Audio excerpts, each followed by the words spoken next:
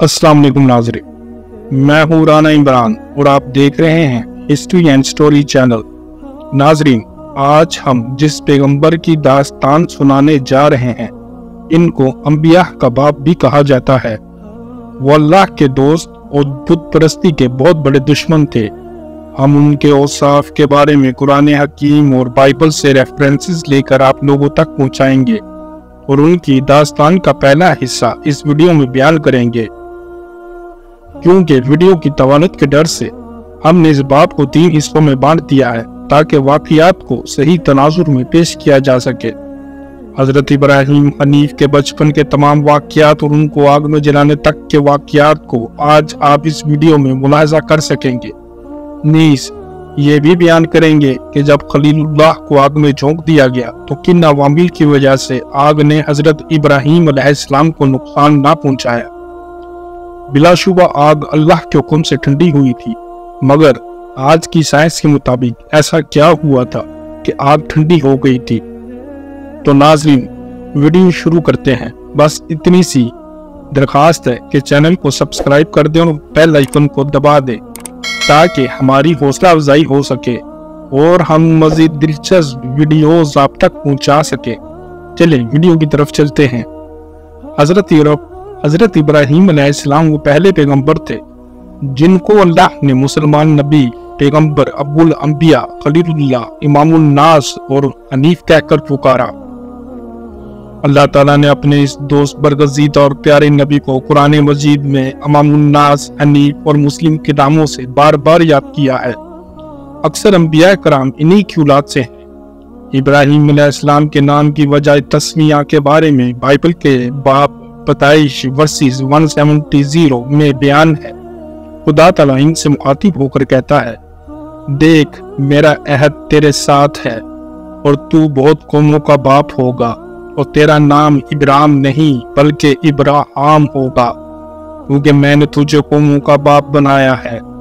अक्सर माहिरीन के नजदीक इब्राहिम या इब्राहिम भी लफ्ज है। हो सकता है कि पहले आपका नाम अब्राहम हो और फिर अब्राहम या अबू रहाम हो गया हो। मुसलमान उनको खलीलुल्लाह, अल्लाह का दोस्त कहते हैं। हजरत इब्राहिम की नस्ल से कई पैगंबर पैदा हुए जिनका तज़किरा अहदनामा कदीम में है। इस्लाम की किताब कुरान मजीद में भी बहुत सारे ऐसे अंबिया का जिक्र है जो इब्राहिम की नस्ल में से थे। इसी तरह हमारे आखिरी नबी हजरत मोहम्मद सल्लल्लाहु अलैहि वसल्लम भी हजरत इब्राहिम की नस्ल में से हैं। बुत परस्ती के खिलाफ हजरत इब्राहिम के जहाद का जिक्र भी कुरान करीम में कई बार आया है। कुरान करीम में हजरत इब्राहिम अलैहिस्सलाम और आज़र के खिलाफ कायद को जिस तरह नुमाया किया गया और जिस तरह आप अपनी कौम के शिरक से सख्त बेजार हुए, इससे हम आपकी अजमत और जलालत की हकीकत को भी पा सकते हैं और अपने लिए शमाए हदायत रोशन कर सकते हैं। इस वजह से मुसलमानों को मिल्लत इब्राहिमी होने पर फख्र है। इनके बारे में ये तो कहीं वजाहत नहीं हुई कि क्या वही इन पर नाजिल हुई थी या इनकी बासत महज रूहानी थी। अलबत्ता कुरान मजीद में एक जगह इस अम्र की तस्दीक हुई है कि अल्लाह ताला ने आपसे हम कलाम हुआ था। अहले तरीक के नजदीक मुतअद्दिद सहीफे थे जो हजरत इब्राहिम अलैहिस्सलाम पर नाजिल हुए। एक सहीफा जो उनकी तरफ से मंसूब है यूनानी से अंग्रेजी में तर्जमा होकर शाया हो चुका है। हजरत इब्राहिम अलैहिस्सलाम के दीन के बारे में कुरान मजीद में कई जगह पर इरशाद होता है कि आप पक्के मुस्लिम और सच्चे रास्ते पर थे। इरशाद होता है, फिर हमने तेरी तरफ हजरत मोहम्मद सल्लल्लाहु अलैहि वसल्लम की तरफ वही की कि इब्राहिम रास्तरो मुस्लिम के दीन पर चल और वो मुशरिकों में से नहीं था। इसके बाद एक और जगह पर यह इरशाद फरमाया, ए अहले किताब, तुम इब्राहिम अलैहिस्सलाम के बारे में क्यों झगड़ते हो? हालांकि तौरात और इंजील इसके बाद ही उतारी गई। फिर क्या तुम अक्ल से काम नहीं लेते?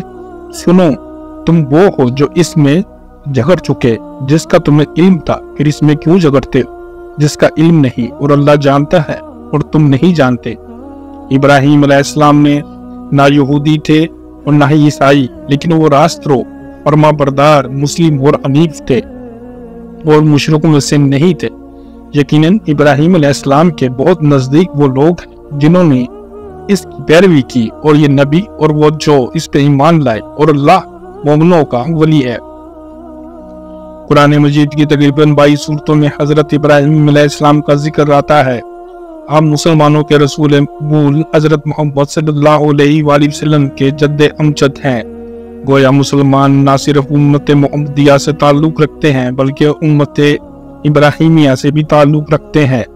مسلمان حضور اکرم صلی اللہ علیہ وآلہ وسلم کے ساتھ ساتھ حضرت ابراہیم علیہ السلام اور ان کی اولاد پر بھی درود بھیجتے ہیں۔ اللہم صلی علی محمد وعلی آل محمد کما صلیت علی ابراہیم وعلی آل ابراہیم انک حمید مجید۔ اللہم بارک علی محمد وعلی آل محمد کما بارکت علی ابراہیم وعلی آل ابراہیم انک حمید مجید۔ صحیح بخاری کی حدیث 6138 میں درج ہے کہ علی بن مسہر اور ابن فضیل نے مختار بن فلفل سے روایت کی، انہوں نے حضرت انس بن مالک رضی اللہ تعالیٰ عنہ سے روایت کی، کہا ایک شخص رسول اللہ صلی اللہ علیہ وآلہ وسلم کے پاس حاضر ہوا اور کہا یا خیر البریہ، اے مخلوقات میں سے بہترین انسان۔ آپ صلی اللہ علیہ وآلہ وسلم نے فرمایا وہ ابراہیم علیہ السلام ہے، یعنی یہ ان کا لقب ہے۔ عرب مورخین نے آپ ابراہیم علیہ السلام کا سلسلہ نسب یوں بیان کیا ہے: ابراہیم بن طارق بن ناہور بن ساروخ بن ارغو بن فالق بن عابر بن شالخ بن ارفشد بن سام بن نوح۔ یہ سلسلہ نسب انجیل میں سے لیا گیا ہے۔ اگر علماء نے ابراہیم علیہ السلام کو اجمی قرار دیا ہے۔ اس لفظ کی کئی صورتیں بیان کی ہیں، مثلاً ابراہم، ابراہم، ابراہم، ابراہیم، براہم اور برہما۔ انجیل کے پرانے عہد نامہ کے مطابق خدا ابراہیم سے یہ فرماتا ہے کہ تیرا نام بھی پھر ابراہم نہیں کہا جائے گا بلکہ ابراہم ہوگا۔ ابو رحام کا مطلب بہت زیادہ اولاد یا گروہ کثیر کا باپ۔ النودی نے نقل کیا ہے کہ ابراہیم اقلیم صوبہ بابل کے مقام کوفی میں پیدا ہوئے اور ان کی والدہ کا نام نونا تھا۔ ایک اور روایت ہے کہ ابراہیم علیہ السلام کلدانیہ کے شہر ار میں پیدا ہوئے۔ تورات کی روح سے حضرت ابراہیم علیہ السلام 2200 کافمی میں عراق کے قصبہ ار میں پیدا ہوئے۔ نادر اور حران ان کے بھائی تھے اور حضرت لوط علیہ السلام حران کے بیٹے تھے۔ قرآن حکیم و تورات اس امر پر متفق ہیں کہ آپ کی قوم بت پرست تھی۔ آپ کے والد کا نام تورات میں طارق لکھا ہے، لیکن قرآن حکیم نے انہیں صنم سازی اور بت تراشی کی وجہ سے آزر کہہ کر یاد کیا ہے۔ قرآن حکیم کی روح سے آپ کو بچپن ہی میں ہدایت یافتہ اور روشن دماغ عطا ہوا اور کائنات کے مشاہدے سے آپ کو یقین کامل حاصل ہوا۔ یہودیوں کی کتاب تالمود میں سیرت ابراہیم علیہ السلام کے عراقی دور کا حوالہ ملتا ہے، جو قرآن مجید کے مقابلے میں خلاف واقعہ اور بے بنیاد معلوم ہوتا ہے۔ تالمود کی روح سے حضرت ابراہیم علیہ السلام کی پیدائش کے روز نجومیوں نے آسمان پر ایک علامت رکھ کر نمرود بادشاہ کو مشورہ دیا کہ طارق کے ہاتھ جو بچہ پیدا ہوا اسے قتل کر دے۔ چنانچہ نمرود حضرت ابراہیم علیہ السلام کے قتل کے در پہ ہوئے، مگر طارق نے اپنے ایک غلام بچہ اس کے بدلے میں دے کر اپنے بچے کو بچا لیا۔ اس کے بعد طارق نے اپنی بیوی اور بچے کو ایک غار میں چھپا دیا جہاں وہ 10 برس تک رہے۔ 11ویں سال حضرت ابراہیم علیہ السلام کو حضرت نوح علیہ السلام کے پاس بھیجا جہاں وہ 39 برس تک رہے۔ تالمود کے بیان کے مطابق حضرت ابراہیم علیہ السلام نے اپنی بھتیجی سارہ سے نکاح کر لیا، اور جب ابراہیم علیہ السلام 50 برس کے تھے تو آپ حضرت نوح علیہ السلام کا گھر چھوڑ کر اپنے والد کے گھر آ گئے جہاں وہ تبلیغ کرتے رہے وغیرہ وغیرہ۔ اس دوران میں حضرت ابراہیم علیہ السلام نے حیات بعد الموت کے راز سے آگاہی چاہی اور اللہ تعالیٰ نے تشفیع فرمائی۔ اللہ تعالیٰ کا فرمان ہے، اور جب ابراہیم علیہ السلام نے کہا ہے میرے رب مجھے دکھا دے کہ تو کس طرح مردوں کو زندہ کرتا ہے، فرمایا کہ اس پر تیرا ایمان نہیں؟ بولے کیوں نہیں؟ ایمان تو ہے لیکن میں اپنے دل کے اطمینان چاہتا ہوں۔ فرمایا اچھا تو 4 پرندے لے لے، پھر انہیں اپنے ساتھ مانوس کر لے، پھر ان میں سے ہر پہاڑ پر ان کا گوشت کا ایک ٹکڑا رکھ، پھر انہیں بلا، وہ تیری طرف دوڑ کر آئیں گے، اور یقین رکھ اللہ بڑی عزت والا اور حکمت والا ہے۔ حضرت ابراہیم علیہ السلام شروع سے بت پرستی کے خلاف تھے۔ ان کی قوم کا سب سے بڑا دیوتا سورج تھا۔ آپ نے تبلیغ کے سلسلے میں سب سے پہلے اپنی والد کو سمجھانے کی کوشش کی۔ قرآن مجید میں حضرت ابراہیم علیہ السلام اور ان کے بزرگ کی بحث اس طرح درج ہے: اور کتاب میں ابراہیم علیہ السلام کا ذکر کرو، بے شک وہ سچا نبی تھا۔ جب اس نے اپنے ابی سے کہا، اے میرے بزرگ، تو کیوں اس کی عبادت کرتا ہے جو نہ سنتا ہے نہ دیکھتا ہے اور نہ تیرے کچھ کام آ سکتا ہے؟ اے میرے بزرگ، مجھے وہ علم ملا ہے جو تجھے نہیں ملا، سو تم میری پیروی کر، میں تجھے سیدھا راستہ دکھاؤں گا۔ اے میرے بزرگ، شیطان کی عبادت نہ کر، کیونکہ شیطان رحمان کا نافرمان ہے۔ اے میرے بزرگ، میں ڈرتا ہوں کہ مجھے رحمان کی طرف سے کوئی عذاب آ پہنچے، تو شیطان کا دوست بن جائے۔ اس نے کہا، اے ابراہیم، کیا تو میرے معبودوں سے منہ موڑتا ہے؟ اگر تو باز نہ آئے تو میں تجھے سنسار کروں گا اور تو ایک مدت تک مجھ سے الگ ہو جا۔ کہا، تجھ پر سلامتی ہو، میں اپنے رب سے تیرے لیے استغفار کروں گا، وہ مجھ پر بہت مہربان ہے، اور میں تم سے اور ان سے جنہیں تم اللہ کے سوا پکارتے ہو الگ ہوتا ہوں، اور میں اپنے رب سے دعا کروں گا، امید ہے میں اپنے رب سے دعا کر کے محروم نہیں رہوں گا۔ اور کتاب میں ابراہیم علیہ السلام کا ذکر کرو، بے شک وہ سچا نبی تھا۔ جب اس نے اپنے ابی سے کہا، ہے میرے بزرگ، تو کیوں اس کی عبادت کرتا ہے جو نہ سنتا ہے اور نہ دیکھتا ہے، نہ تیرے کچھ کام آ سکتا ہے؟ اے میرے بزرگ، مجھے وہ علم ملا ہے جو تجھے نہیں ملا، سو تم میری پیروی کر، میں تجھے سیدھا راستہ دکھاؤں گا۔ اے میرے بزرگ، شیطان کی عبادت نہ کر، کیونکہ شیطان رحمان کا نافرمان ہے۔ اے میرے بزرگ، میں ڈرتا ہوں کہ مجھے رحمان کی طرف سے کوئی عذاب آ پہنچے، تو شیطان کا دوست بن جائے گا۔ اس نے کہا، اے ابراہیم علیہ السلام، کیا تو میرے معبودوں سے منہ موڑتا ہے؟ اگر تو باز نہ آئے تو میں تجھے سنسار کر دوں گا اور تو ایک مدت تک مجھ سے الگ ہو جا۔ کہا، تجھ پر سلامتی ہو، میں اپنے رب سے تیرے لیے استغفار کروں گا، وہ مجھ پر بہت بڑا مہربان ہے، اور میں تم سے اور ان سے جنہیں تم اللہ کے سوا پکارتے ہو الگ ہوتا ہوں، اور میں اپنے رب سے دعا کروں گا، امید ہے میں اپنے رب سے دعا کر کے محروم نہیں رہوں گا۔ حضرت ابراہیم علیہ السلام نے بت پرستی کو کن کن دلائل و براہین سے رد کیا، اور اس کی بھی ایک جھلک قرآن مجید پر موجود ہے۔ ارشاد ہوتا ہے، اور جب ابراہیم علیہ السلام نے اپنے ابی آزر سے کہا، تو بتوں کو معبود بناتا ہے، میں تجھے اور تیری قوم کو کھلی گمراہی میں دیکھتا ہوں۔ اسی طرح ہم ابراہیم علیہ السلام کو آسمان اور زمین کی بادشاہت دکھاتے رہے تاکہ وہ یقین کرنے والوں میں سے ہوں۔ جب اس پر رات چھا گئی تو اس نے ستارہ دیکھا، کہا کہ یہ میرا رب ہے۔ سو جب وہ ڈوب گیا، کہا میں ڈوب جانے والوں کو پسند نہیں کرتا۔ پھر جب چاند کو چمکتا ہوا دیکھا، کہا کہ یہ میرا رب ہے۔ سو جب وہ بھی ڈوب گیا، کہا اگر میرے رب نے مجھے ہدایت نہ دی ہوتی تو میں یقیناً گمراہ لوگوں میں سے ہو جاتا۔ کہا، اے میرے قوم میں سے میں اس سے بری ہوں جو تم شریک ٹھہراتے ہو۔ میں نے یکسو ہو کر اپنا منہ اس کی طرف کیا ہے جس نے آسمان اور زمین کو پیدا کیا، اور میں مشرکوں میں سے نہیں۔ اور اس قوم نے اس سے جھگڑا کیا۔ کہا، کیا تم مجھ سے اللہ کے بارے میں جھگڑتے ہو؟ اور اس نے مجھے یقیناً ہدایت کی ہے، اور میں اس سے نہیں ڈرتا جس کو تم اس کے ساتھ شریک کرتے ہو۔ ہاں، یہ کہ میرا رب کچھ چاہے۔ میرے رب کا علم تمام چیزوں کو لیے ہوئے، پس کیا تم نصیحت نہیں پکڑتے؟ اور میں کس طرح اس سے ڈروں جس کو تم شریک بناتے، اور تم نہیں ڈرتے کہ تم نے اللہ کے ساتھ اسے شریک بنایا ہے جس کے لیے اس نے تم پر کوئی سرحد نہیں اتاری۔ پس بتاؤ، دونوں گروہوں میں سے کون امن کا زیادہ حقدار ہے اگر تم جانتے ہو؟ اس کے بعد حضرت ابراہیم علیہ السلام نے اپنی قوم کو شرک سے باز رکھنا چاہا، اور جب وہ نہ مانے تو ایک بار جب سارے لوگ تہوار پر گئے ہوئے تھے، آپ نے تمام بتوں کو توڑ دیا اور کلاڑا بڑے بت کے کندھے پر رکھ دیا، اور اس پر قوم بہت سیخ پا ہوئی اور آپ کے لیے سزا تجویز کرنے لگی۔ قرآن مجید میں یہ واقعہ اس طرح بیان ہوا، جب اس نے اپنے ابی اور اپنی قوم سے کہا کہ یہ مورتیں کیا ہیں جن کی تعظیم میں تم لگے ہو، یعنی عبادت کرتے ہو؟ انہوں نے کہا، ہم اپنے بڑوں کو اسی طرح عبادت کرتے ہوئے پایا۔ کہا، تمہارے بزرگ گمراہی میں ہے۔ انہوں نے کہا، کیا تو ہمارے پاس عقل آیا ہے یا دل لگی کرنے والوں میں سے ہے؟ یہ نہیں، بلکہ تمہارا رب آسمان اور زمین کا رب ہے جس نے انہیں پیدا کیا، اور میں اس پر گواہی دینے والوں میں سے ہوں، اور اللہ کی قسم میں تمہاری پیٹھ پیچھے چلے جانے کے بعد تمہارے بتوں کو تکلیف پہنچاؤں گا۔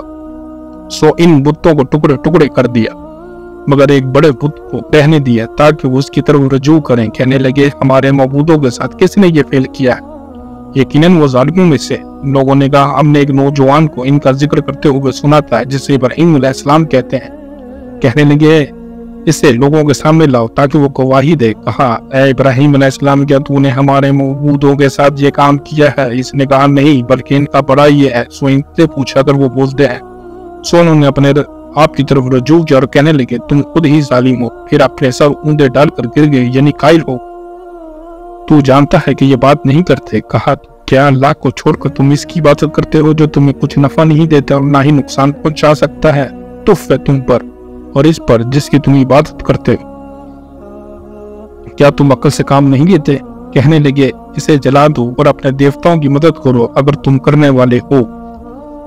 यहूदियों की किताब तलमूद के बयान के मुताबिक हजरत इब्राहीम अलैहिस्सलाम ने अपनी भतीजी सारा से निकाह कर लिया और जब इब्राहीम अलैहिस्सलाम 50 बरस के थे तो आप हजरत नूह अलैहिस्सलाम का घर छोड़कर अपने वालिद के घर आ गए, जहां 12 महीनों से मंसूब 12 बुतों की परस्तिश की जाती थी। आपने पहले तो वालिद को समझाने की कोशिश की, लेकिन जब वो ना मान तो आपने इन बुतों को तोड़ दिया। तारीख ने इसकी शिकायत नमरूद से की कि 50 बरस पहले मेरे यहाँ जो लड़का पैदा हुआ था, आज इसने ये हरकत की है।